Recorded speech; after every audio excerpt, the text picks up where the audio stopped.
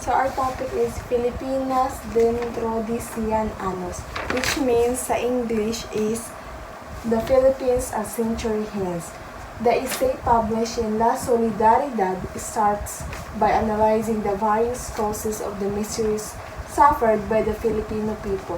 Dr. Rizal wrote this to forecast the future of the century within 100 years. So when you say century, it's a period of 100 years. Means kung ano day kalagayan or kondisyon ng Philippines within or after 100 years. Then, so amoy ito ang content ng the Philippines a century hence.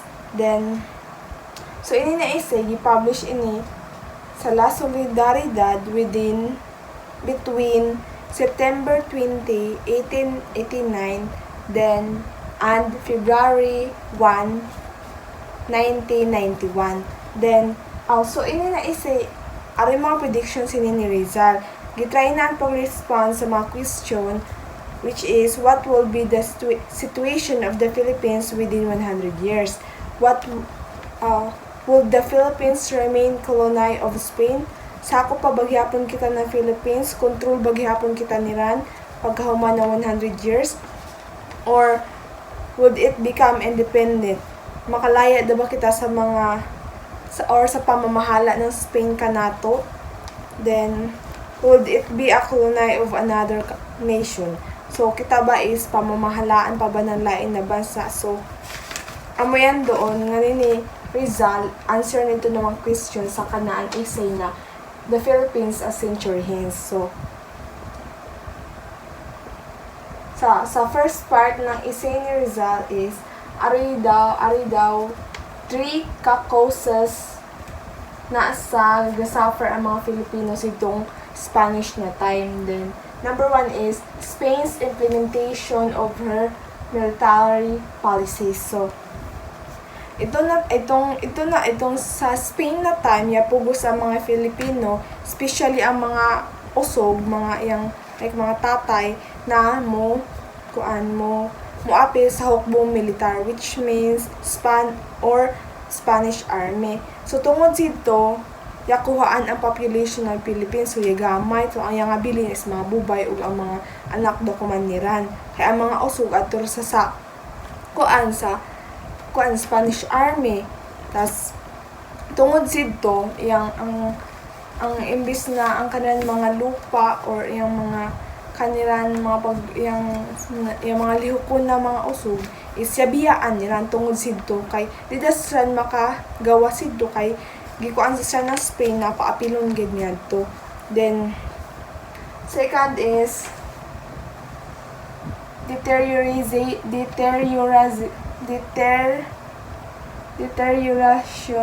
and disappearance of Filipino indigenous culture. So ini na part ang mas masalat kay tungod ang kanato culture o tradition is yang wara da kay tungod gibayluhan da.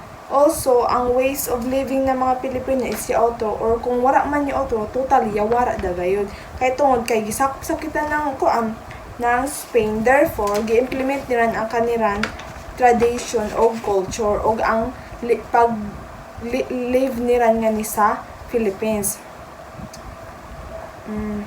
Pero kung kakuan ka muna, di ba hanto doon is feel gyapon nato ang presence ug ang influence ng Spain kanato. Kakuan ka muna ang kanato ba upod na mga ang kanato upod na mga words na gipanggamit is gikan ba gyapon sa Spain. So ang example is ang kanang sa numbers itong 1,000 yan mga intro or pwede sa mga apelyido. Ari upod na pagbasa ng words sa apelyido is murag makuan sa Spain or Spanish. Then third one is passivity and subversiveness. So sa iyan is sa time na Spanish is grabe ka masunurin ang mga auto or masundlisan kung ano gusto ng mga Spanish na ipahimo kaniran. Then Tapos ito na time isab sa grabe na rin kamasun rin sa mga Spanish. Then ang mga Filipino people isab amrang iyang gi submitted dagan nila ang kanilang fate o destiny sa mga Spanish. Tapos hadok siran iyang amrang i-voice out gan ang kanilang mga problem kay tungod daw himuon niran iyan pwede siran yang pangpatyon or ikulong. Then next is naman ito isang na time may choice niran kundi matuugay sa mga Spain. Then overall ang essay ni Rizal na the Philippines a century hence is yaka-focus gid yan sa reforms o mga political changes. Then ang mga reforms na gikuan ni Rizal na essay is freedom of press. So sa freedom of press yang so po silang gaang ko na dapat na yang waray ang mga otaw sa una is waray yan di sila maka-voice out ganit ang problem nila. So dapat daw ang mga Spanish dapat tagan isab kun ang Philippines na chance na i-voice out nila ang kanilang mga problema or only gusto nila or only mga dili na gusto nagikuan ng Spain kay kuan sa lang sila ga-colonize sa lang sila pero ang lugar is kanato sa gihapon. So amo ito din representation of the Filipinos in the Spanish Cortes. So ini is kuan iyang ang dapat daw ang gihimo ng Spain sa una is gakuan sila ng isa or like more than 5 lang garo na representative kuno ng mga Filipinos sa court para kung hadok man ang upod ng mga author or yung mga mababa ang tawsan yung mga ranggo is maka-voice out sila si dong represent kanilan at nga doon nga mahi-istorya ang kanan gusto kuan sa mga Spain para itong mga representative amoy mo voice out sa mga gusto ipakuan ng mga otaw or kita ng mga Filipino ay sinaon ng Filipinos kadi.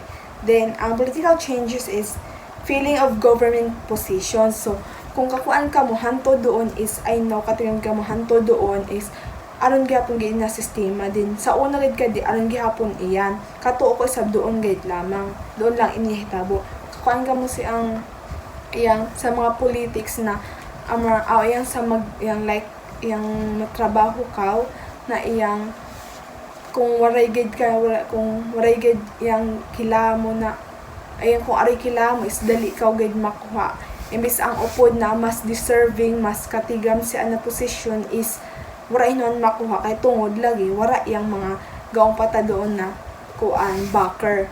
So sa una is aron ka digyapon iyan kung family ka o kung ang gitrabahoan mo ari kilara mo daan is swerte ka gayud kay makuha ka ang upod hinuan na iyang like mas deserving siya na dyan di makuha kay tungod amo iyan ang kanilang mga gipang buhat mas pilion itong kailaran niran. Then reforms in commerce, agriculture, and education. So ito daw ayang sa paabot sa kuan sa agriculture and sa kuan education na mas ikuan pa daw na Spain kay para ang mga Filipinos makakuan din greater security for individuals and other reforms. So yang mas ikuan pa daw na mga security para sa mga Filipinos. So amora ito. Thank you.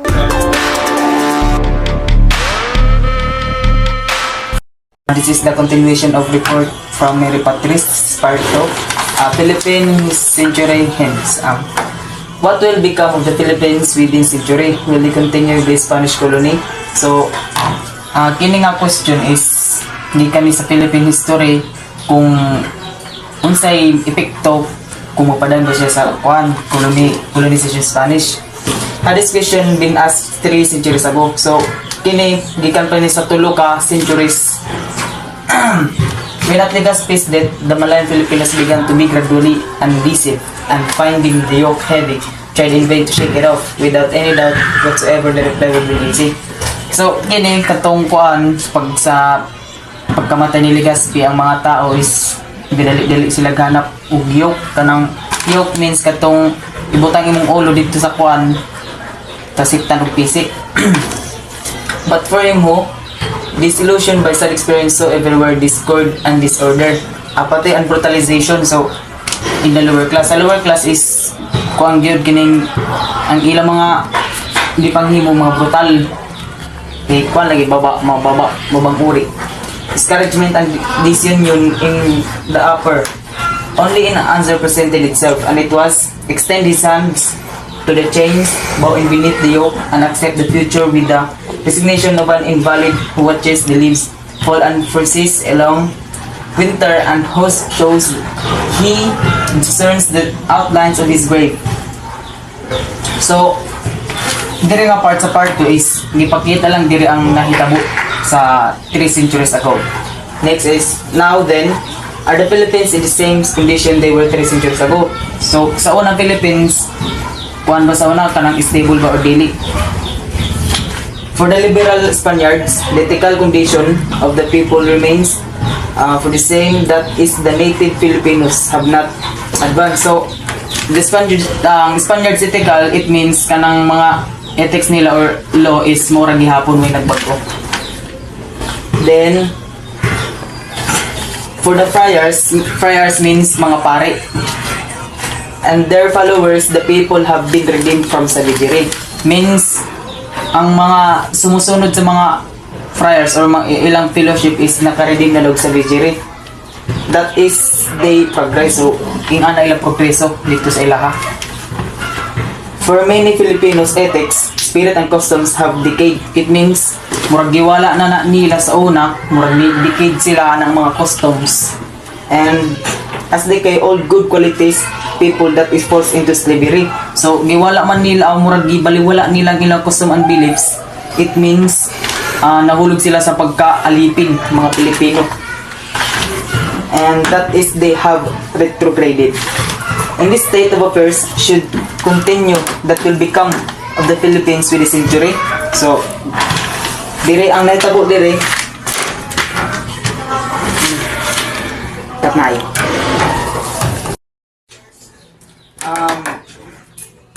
The batteries are gradually becoming charged, and in the prudence of the government does not provide an outlet for the currents that are accumulating. Someday the spark will be generated. So, dire, in this state of affairs should continue kung unsa bay kalabasan sa Philippines in a century. Someday the spark will be generated. This is not the place to speak what outcome such deplorable conflict might have. So, nay possible nga na magkagubot kana. Then for it depends upon chance, upon the weapons, and upon 1,000 circumstances. So, dire, nakadepende ra daw. Nagdepende rin sa panahon, sa kagamitan sa una. Tapos, which man cannot foresee, bisag kinsa nga tao, dili dahil makita ang future sa Philippines. But, even though all the advantages should be on the government side, it means, kini mga advantage dapat nasa gobyerno kay para ma-plaster nila. Therefore, the probability of success, it would be a pyrrhic victory, and the government ought to desire such. So, it means di na maglisod ang gobyerno pag kibali ma-success ang ila plano.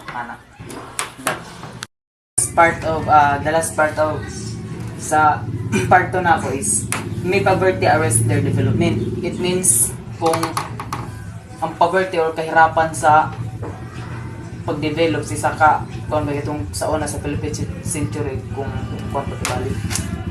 Perhaps, but it's very dangerous means experiences everywhere shown us, and especially in the Philippines. So, especially sa Philippines, ang poverty is murag increases gayon tungod sa kadaghan og population. Sa una, that the classes which are better off have always been addicted to peace and order, because they live in comparatively better and may be the losers in civil disturbances. Wealth brings in refinement, the spirit of conversation, while poverty inspires adventurous ideas, the desire to change things, and is later care for life. So, ang poverty, makauna-una gid ang mga government kung unsaon pagsulbad, then how they care a Filipino life in a poverty kibali. So, on the other hand, there are of course in a poor country what happens in a house where bread is wanting. So, kung unsa daw kinahanglan, like for example si sa country ang kinahanglan gid nila kanang pagkaon i-provide sa mga katawhan. Maura po salamat.